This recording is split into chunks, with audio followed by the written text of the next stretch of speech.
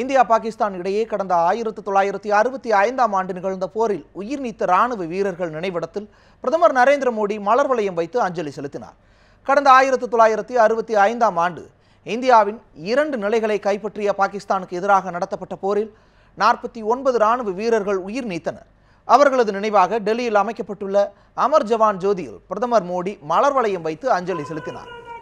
அமர் ஜவான் ஜோதி முன் மௌன அஞ்சலி செலுத்திய பிரதமர் நரேந்திர மோடியுடன் முப்படை தளபதிகளும் அஞ்சலி செலுத்தினர்.